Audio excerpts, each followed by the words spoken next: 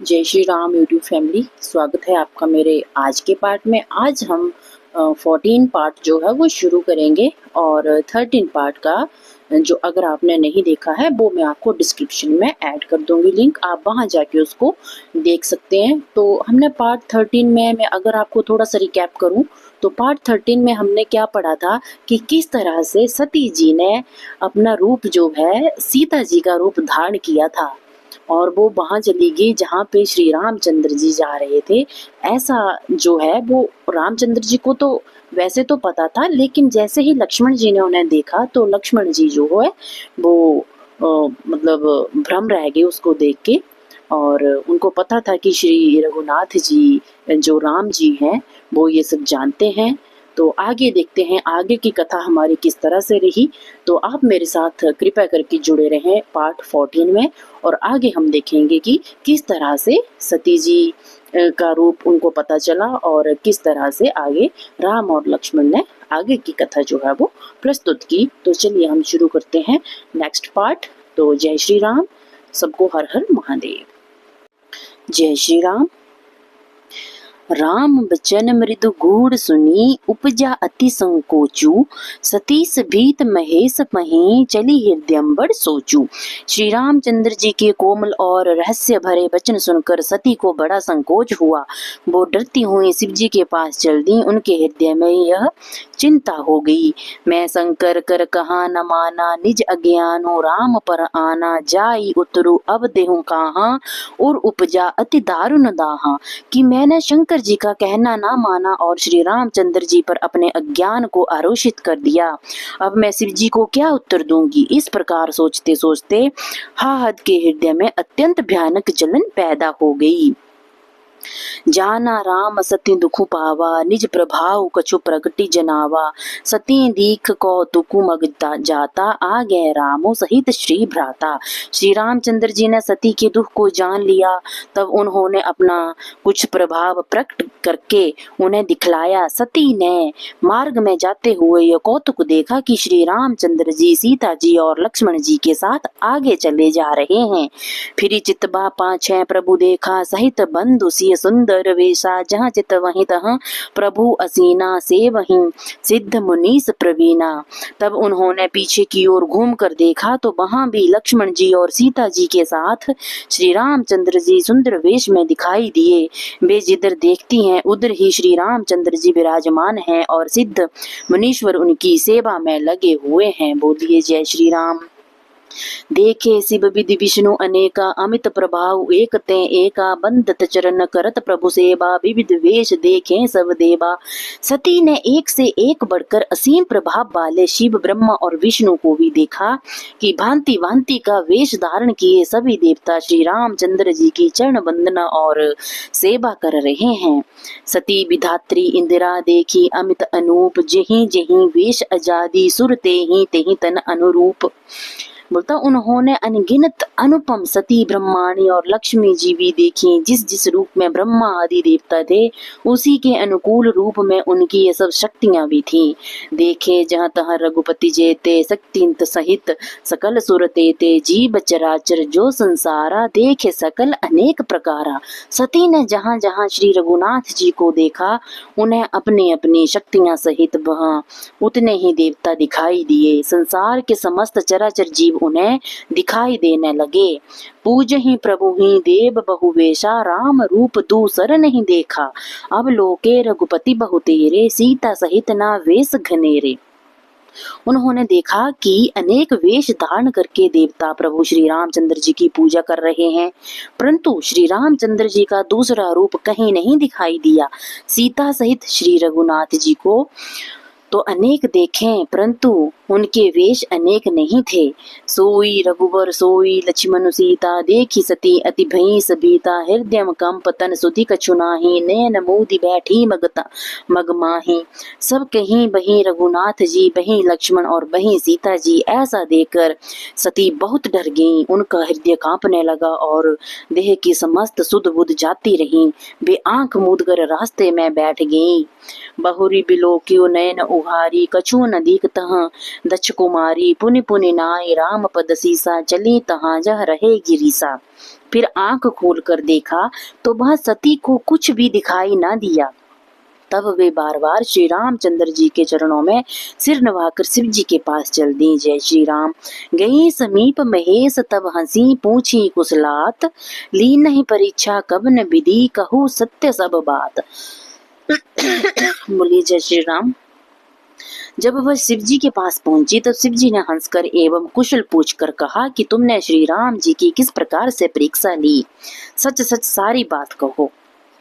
सती समुझी रघुवीर प्रभाऊ, बेवस शिव सन कीन दुराऊ, कछु न परीक्षा लीनी गोसाई, कीन प्रणामो तुम्हारी ही नाई। सती ने श्री रघुनाथ जी के प्रभाव को समझकर भय के मारे शिव जी से छिपावा किया और कहा, हे स्वामिन, मैंने कुछ भी परीक्षा नहीं ली, वहां जाकर आपकी ही भांति उन्हें प्रणाम किया।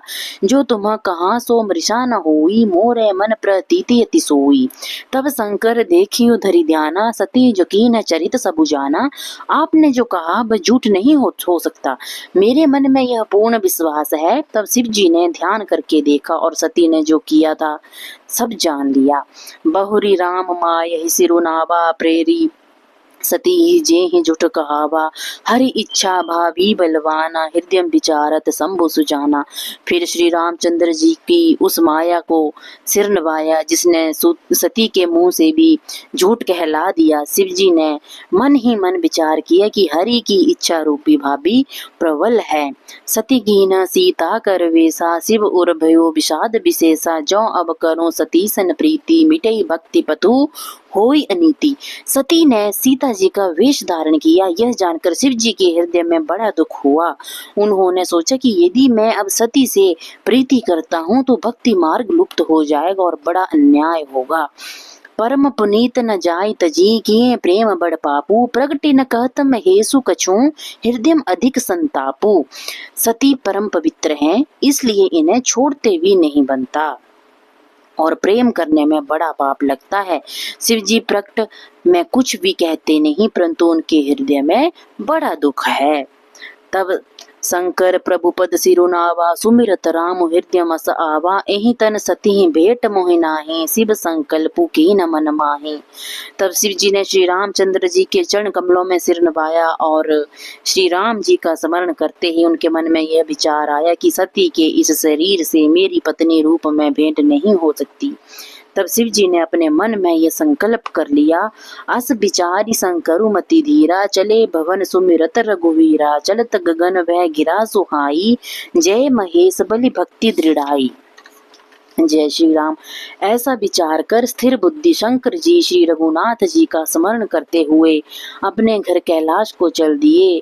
उनके चलते समय वे सुंदर आकाशवाणी हुई कि हे महेश, आपकी जय हो, आपने भक्ति का दृढ़ता पूर्वक निर्वाह किया है।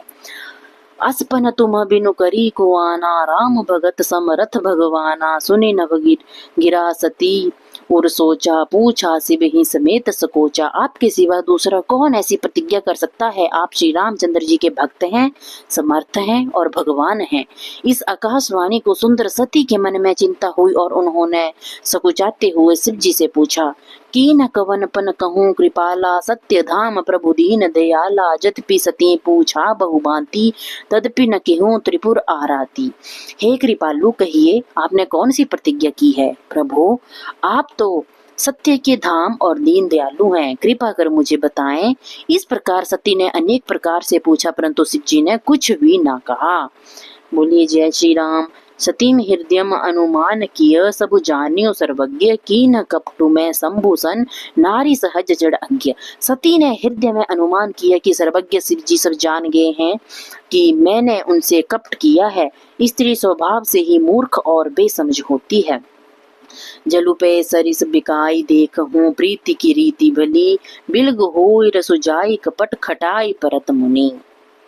परत पुनि, प्रीति की सुंदर रीति देखो, जल भी दूध के साथ मिलकर दूध के भाव बिकता है, परंतु कपट रूपी खटाई पड़ते ही दूध फट जाता है, जल अलग हो जाता है और स्वाद जाता रहता है।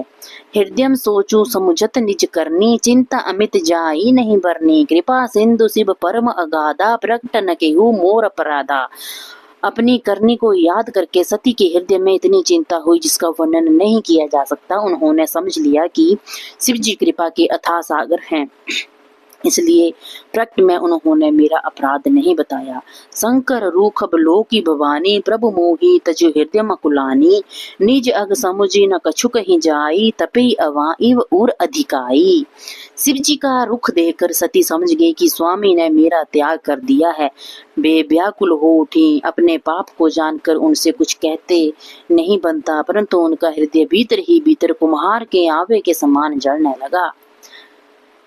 सतही सोच जानि वृष केतु कहीं कथा सुंदर सुख हेतु वर्णत पंथ विविध इतिहासा विश्वनाथ पहुँचे कैलासा। भगवान शिव ने सती को चिंतित देखकर उनका उस चिंता से ध्यान हटाने के लिए उनके सुंदर कथाएं सुनाई। इस प्रकार नाना प्रकार का इतिहास सुनाते हुए शंकर जी कैलाश पर्वत पर पहुंच गए। तहाँ पुनि शंभु समुजीपन आपन बैठे बटतर करी कमलासन शंकर सहज स्वरूप सुम्हारा लागी समाधि अखंड अपारा। वहां अपनी प्रतिज्ञा को याद करके फिर शिव जी बड़ के पेड़ के नीचे पद्मासन लगाकर बैठ गए। शिव जी ने अपना स्वाभाविक रूप संभाला और उनकी अखंड और अपार समाधि लग गई। सती बसई कैलाश तब अधिक सोचू मन माही मर्म न को जान कछू जुग सम दिवस सिराही। तब सती कैलाश पर रहने लगी। उनके मन में बड़ा दुख था। इस रहस्य को कोई भी नहीं जानता था। उनका एक एक दिन एक एक युग के समान बीत रहा था। नित नव सोचू सती उर भारा कब जय हूँ दुख सागर पारा। मैं जो कीन रघुपति अपमाना पुनि पति बचनु मृषा करी जाना। सती हृदय में नित्य सोच रही थी कि मैं इस दुख समुद्र के पार कब जाऊंगी। मैंने श्री रघुनाथ जी का अपमान किया और फिर अपने पति के वचनों को भी झूठ समझा। सो फलु मोहि विधाता दीना जो कछु उचित रहा सोई किन्हा। अब विधि असी बूझे नहीं तो ही शंकर विमुख जिया वसी मोही। यह उसका फल ही विधाता ने मुझको दिया। जो उचित था वही किया, परंतु हे विधाता ये ठीक नहीं है जो शंकर जी से विमुख होने पर मुझे जीवित रखे हुए हैं।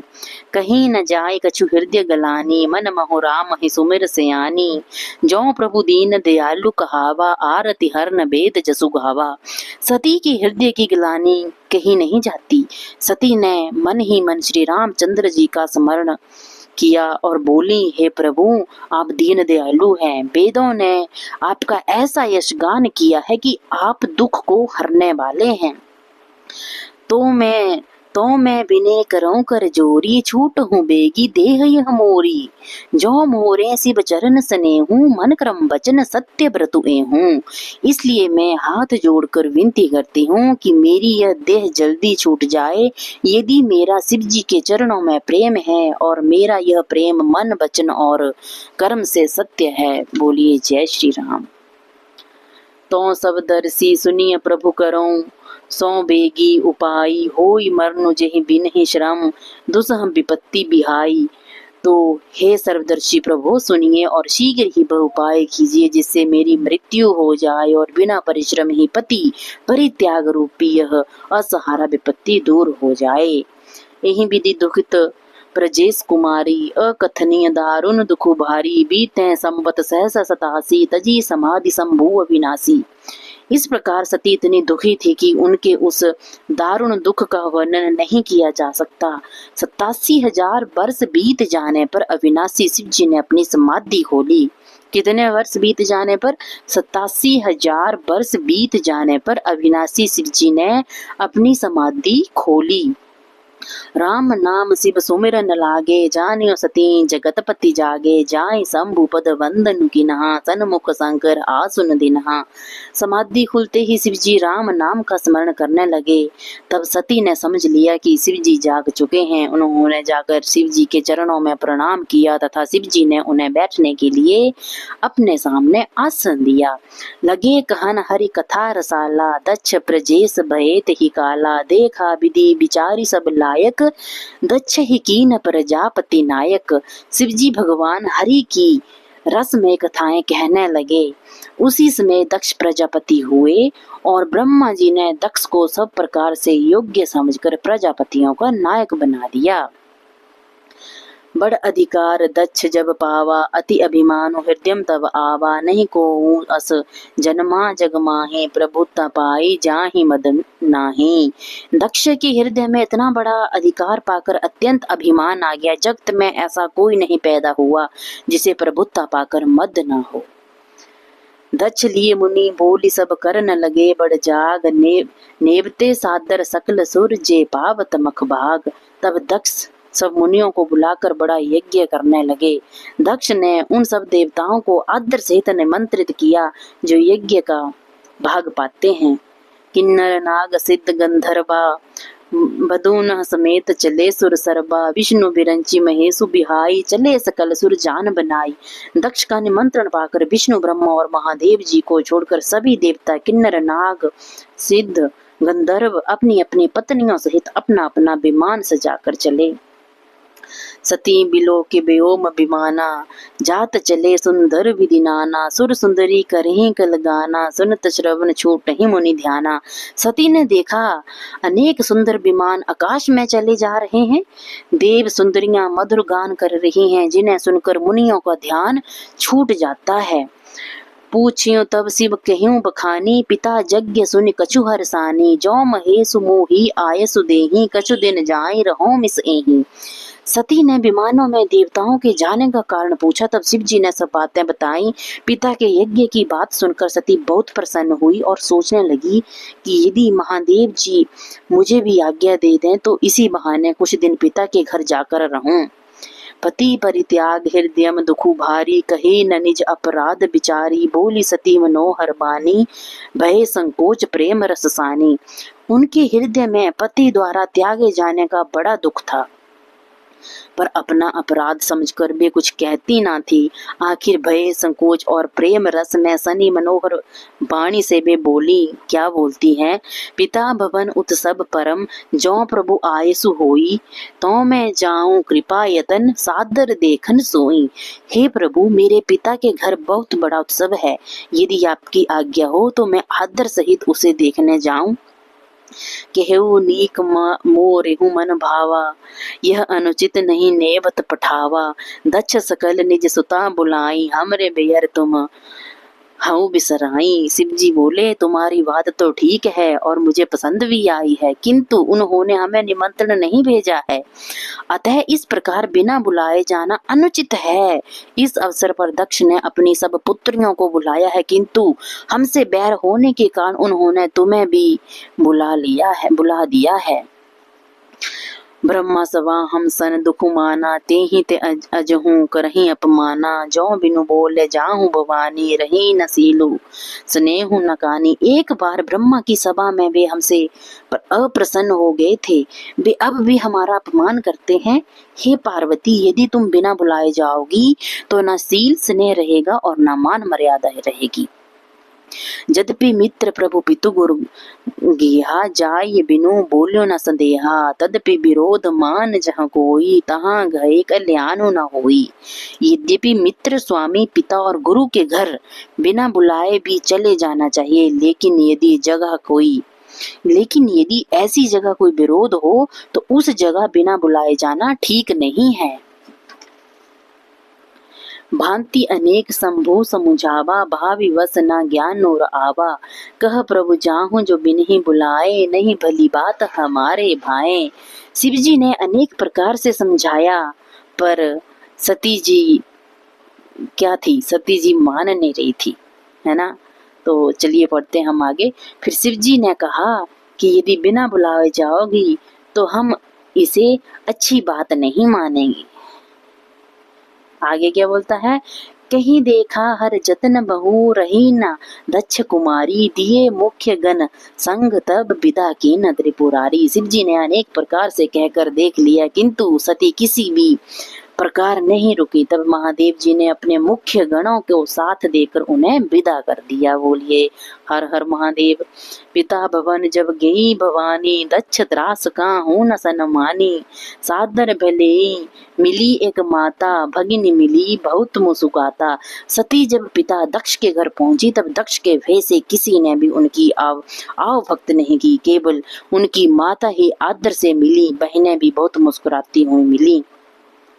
दक्ष न कछु पूछी कुशलाता, सती बिलो की जरे सब गाता। सती जाई देखियो तब जागा, कतहु न दीख शंभु कर भागा।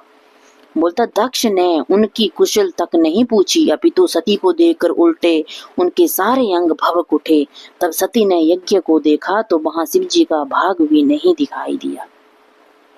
तब चित चढ़ियो जो शंकर कहूँ, प्रभु अपमान समझी और दहेऊ। पाछिल दुखो न हृदय मस व्यापा, जस यह भयो महापरितापा।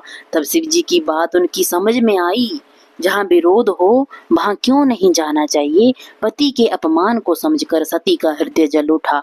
शिव जी द्वारा त्याग दिए जाने का दुख भी उनके हृदय में उतना नहीं था जितना महान दुख उन्हें इस समय पति के अपमान के कारण हो रहा था। यद्यपि जग दारुण दुख नाना, सब ते कठिन जाति अब माना। समझी सो सती भ्यों अति क्रोधा, बहुविधि जननी की न प्रबोधा। यद्यपि जगत में नाना प्रकार के दारुण दुख हैं, तथापि जाति अपमान सबसे कठिन है। यह समझकर पार्वती जी को बड़ा क्रोध आया। माता ने उन्हें बहुत प्रकार से समझाया बुझाया। बोलिए जय श्री राम, हर हर महादेव। अगर मेरे से पढ़ने में कुछ गलती हो गई हो तो कृपा करके मुझे क्षमा करें।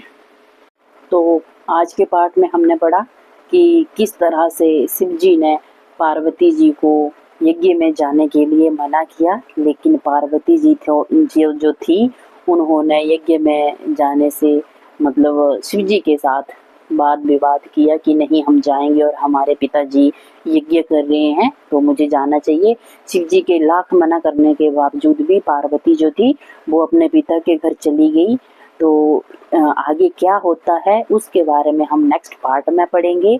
तो आप मेरे साथ जुड़े रहें, और अगर आपको मेरी वीडियो अच्छी लगी तो कृपया करके सब्सक्राइब बटन जो है वो ज़रूर प्रेस करें, ताकि आपको मेरी नेक्स्ट पार्ट की नोटिफिकेशन जो है वो मिलती रहे। और मिलती हूँ मैं आपसे नेक्स्ट पार्ट में। तो तब तक के लिए जय श्री राम, हर हर महादेव। मेरे चैनल को सब्सक्राइब जरूर करें। आपका बहुत बहुत धन्यवाद।